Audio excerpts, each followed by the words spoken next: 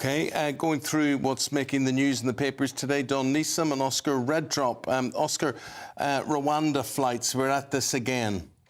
Yeah, the vote is back in Parliament. It's one of the most kind of heated and divisive issues amongst Tory MPs, with all the headlines over the weekend in terms of where Rishi and Number 10 are at. This is, beyond crucial.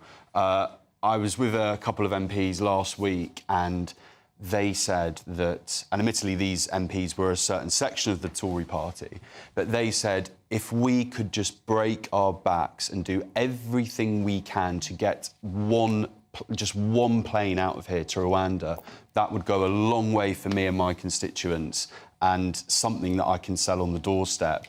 However, I think there was a Times story... Well, this was reported by the Times newspaper last night that Rwanda's actually already asking for a 2-month pause, assuming this does become law on Thursday, after those first flights, because they want just a limited first wave to make sure that they can handle it before they let any more... Don't you think all this would have been slightly ironed out beforehand? How many millions of pounds have we given to Rwanda?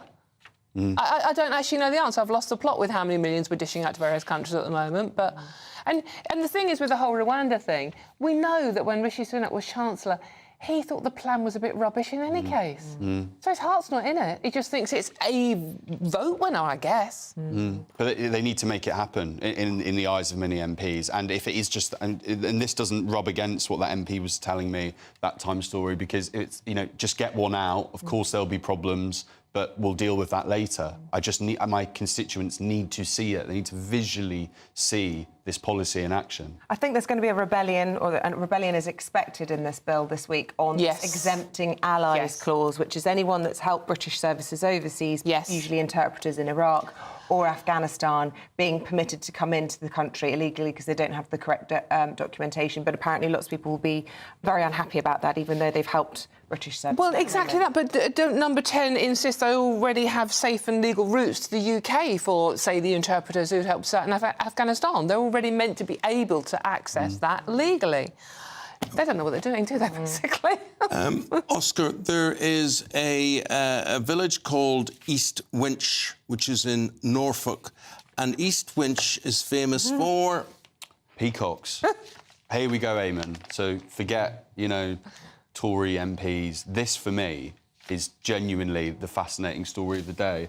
15 peacocks have just disappeared from this village. Well, I got stolen. The headline says 14 and then the article says 15. It appears there's one left. It's just the sole survivor. Yeah, there's one. So there's 14 gone off the 15 and one sole survivor. Oh, poor lonely. So, well, indeed, and foul play's being called. As in, maybe they've been... Yeah, very good, very good. But it's a genuine, fascinating mystery, and I hope that the Express, or the Mail, sorry, wonderful newspaper, keep investigating, because I don't know. I'm open to ideas here, Eamonn. I do not know how you smuggle 14 peacocks out. Especially if they open their fan. Yeah. That's a lot of area to cover there. And any time I've ever been in their vicinity, they haven't been the most compliable of course. No, exactly. Yeah. Are they valuable? I mean, I'm not expecting anyone to know, but I mean, I imagine they are, because they're kind of like a token of a stately home, aren't they? If you really fancy. Yeah, they might look out of place in my flat in Tower Hamlets. I mean, possibly. But maybe this is the new form of theft. We're used to designer pooches going missing. Yeah, times are tough. How do you nick them though? I mean, you just shove it in. As Eamonn says, I mean, they're not the most friendliest of creatures. Well, there'd have to be some sort of expertise, I reckon. But involved. yeah, if there's a search party heading down to East Winch, I am in. I'm invested. Peacock rustling. OK. What about Prime Minister rustling, Don? What's going on? Who's put their name in the hat, if anyone? Oh, well, everybody, possibly. I mean, it's Penny Mordaunt this weekend, and basically not good news for Rishi Sunak again, implying last week that he was indecisive, weak, and couldn't lead anything, let alone the party. So Penny Mordaunt is the latest name. She is a stalking horse, supposedly a plot organised by the far right of the Conservative Party, who very much aren't happy with Rishi Sunak. You wouldn't naturally have chosen her, because she's considered to be quite a woke yeah, absolutely. Leader, but despite being a good orator. It's the stalking horse theory. It's get her in, but really you've got the real candidate right behind her who's going to just get rid of her as soon as they get in. That's the right, theory. Whoever is going to lose the election can't survive. Exactly that, yeah. So that is the point Poor of that. Penny Mordaunt. Well, yeah, but I mean, I wouldn't row with her. The way she held that Sword. She said she will stand up and fight, yeah, so you better absolutely. watch out. But I mean, Rishi Sunak is pinning all his hopes on the cost of living crisis and the fact that inflation is getting better for us. But that's all he's got to offer at the moment. I see also sad news there, a man I knew quite well, Steve Harley from Cockney Rebel. Died over the weekend. He was at the age of 73. And I knew him because I used to have a show on Saturday on Radio 5, and he was our horse tipster. Oh, wow. I didn't know that. Really horse expert. Knew his horse flesh, so we did as well. But come up and see me, make me smile. Nice man. No age either, 73. I know, it's really, I mean, you know, sort of like, you know, my husband's sort of like, you know, not that much younger. And it's like when you get, I mean, 73 is really no age. And, no age. And he was on tour up until last month.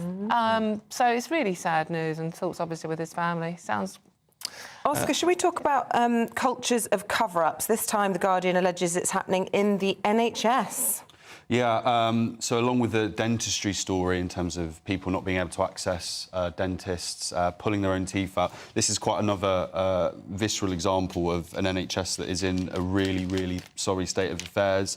Cover-up culture declared by the NHS Ombudsman that leads to avoidable deaths and families, and I think this is quite an interesting line here, families being denied the truth about their loved ones. You know, and I'm sure we all have stories like this. I remember when my grandma was dying, I was very ill, and I was very, very close to her. You have that panic, and that even in your own mind, you know you can't do anything, but you still have that desperation to find an answer. Or maybe we could do this, maybe we could. And I think if people feel like they're not being treated humanely in that way, and they're not being armed with the full facts, or there is some form of obfuscation going on there, that is deeply, deeply sad. And I'm sure we all have our own stories of that desperate plea to a doctor. Yeah, but this is what Sunak does not understand. He keeps saying, waiting for the interest rates to turn and whatever. He has to spend money, whether he has it or not. And the dental situation around the country is absolutely disgraceful. We just simply do not have a National Health Service dental system, nor do I see what's so difficult about it. You mean you put a youngster through university and you say, right, you come out, you work with us for 5 years and we'll pay your fees at university. I don't see why this is an unfixable situation, and I just don't see why. It was one of the big stories on Country File last night. Rural parts of the country just do not have this system, and dentists can't survive on what they're paid for the NHS. So why isn't Sunak Dawn just doing practical things for people's lives? Well, this is the thing. I mean, it's like, you know, the headline on the Times today, this is our bounce-back year, Sunak tells critics. I mean, but we're not feeling that, are we? The people out here aren't feeling that. It's like, OK, you might have got, you know, the inflation figures down slightly, but we can't get to see dentists. I can't get to see a GP. Would Penny Mordaunt do a better job at this, or is it about the sell to the public? Because, to be fair, as you say, we saw a budget that did have tax cuts in. Yes. We're seeing the economy grow. I mean, we're expecting inflation to be better. There are positive messages. Yeah. I think there gets to a point in an election cycle as well where people slightly stop listening. Yeah, 100%. And when it gets to that point, and this taps into what Eamonn's saying, you can't tell them, you have to show them. And that's the hour of need. And they're either running a service or they're not. And they don't seem to be. Guys, we've got to say goodbye to you. See you again in 40 minutes' time. Craig, good morning with the weather.